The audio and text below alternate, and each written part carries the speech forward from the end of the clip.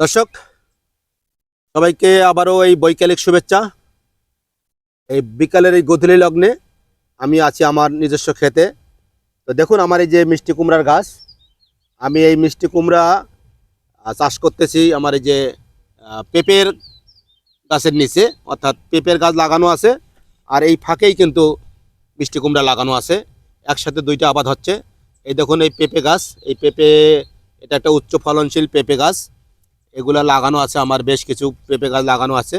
এটা হচ্ছে বাবু জাতের পেঁপে। তো পেঁপের সাথে মিষ্টি কুমড়ার চাষ চমৎকার একটা বিষয়, এবং আবহাওয়া পরিবর্তনের সাথে সাথে আমার পেঁপে গাছের সুন্দর চেহারা হয়েছে এবং আমার মিষ্টি কুমড়ারও চেহারা সুন্দর হয়েছে। তো আজকে যেটা মেইন বিষয় হচ্ছে সেটা হচ্ছে যে মিষ্টি কুমড়া আমাকে পেতে গেলে যে কাজটা আমাকে খুব একান্তই করা দরকার সেটা হচ্ছে যে কাটিং, অর্থাৎ কাটিং ছাড়া মিষ্টি কুমড়া আসলে হয় না। এই কাটিং যদি আপনি করতে না জানেন বা আপনি যদি কাটিং না করেন তাহলে আপনি কিন্তু মিষ্টি কুমড়া পাবেন না। এই কাটিংয়ের কারণেই হচ্ছে আপনার মিষ্টি কুমড়া উৎপাদন বেড়ে যাবে, আপনার পুরুষ ফুল কমে যাবে, স্ত্রী ফুল বেশি হবে, আর যার কারণে আপনি ভালো প্রোডাকশন পেতে পারেন। তো আমি আজকে দেখুন আমি এই যে আমার এই যে মিষ্টি কুমড়ার এই যে কাটিং করে দিচ্ছি, এই দেখেন এই যে আমার মোটামুটি 2, 4, 6, 8, 10, 11টা পাতা হয়েছে। 11-12টা পাতা, তো 10টার পরে আপনি কাটিয়ে দিতে পারেন। আর এটা কাটলে পরে আপনার ফলন বৃদ্ধি পাবে। আমি কেটে দিলাম। এই হচ্ছে কাটিং। এই কাটিং ব্যতীত মিষ্টি কুমড়া আপনি পাবেন না।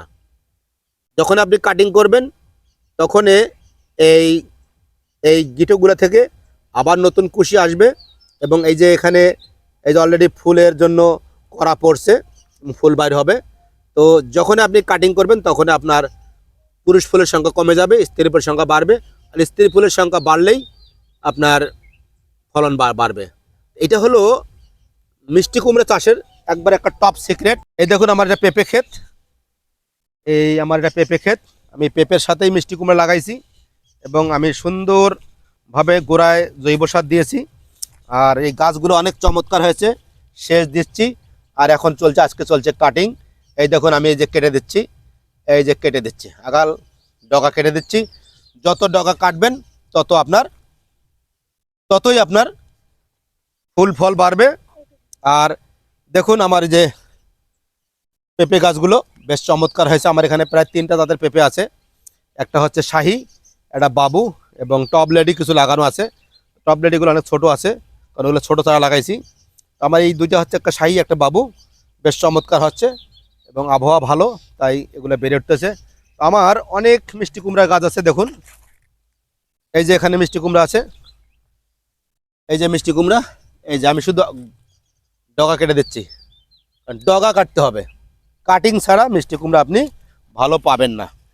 এই হলো আপডেট। মিষ্টি কুমড়া আপনি যদি পেতে চান তাহলে নিয়মিত 10টা থেকে 12টা পাতার মধ্যে আপনি ডগা কাটবেন। এরপরে যখন আবার কুশি বাড়াইবে, আবার 8-10টা পাতা হবে, আবার কেটে দেবেন। আবার কুশি হবে, 8-10টা পাতা বাড়াইবে, আপনি কেটে দেবেন। এগুলোকে বলেছে 1G 2G 3G কাটিং। আপনি যত বেশি কাটিং করবেন তত বেশি আপনার গাছ ছোট থাকবে এবং ফল বেশি হবে। আর যদি কাটিং না করেন তাহলে গাছ অনেক বড় হয়ে যাবে, আপনার ফল কম হবে, শুধু পুরুষ ফুল হবে, ফল হবে না। এই জন্য কাটিং খুব দরকার। যারা মিষ্টি কুমড়া চাষ করতেছেন তারা অবশ্যই কাটিং করবেন। এবং কাটি আপনি 3G পর্যন্ত, 4G 5G পর্যন্ত মানুষ কাটিং করে। আপনি কাটিং করবেন, দেখবেন যে আপনার ফলন বেড়ে যাবে। তা যাই হোক, ভিডিওটা ভালো লাগলে অবশ্যই আমার সাথে থাকবেন এবং আমাকে সাপোর্ট করে যাবেন। ধন্যবাদ সবাইকে।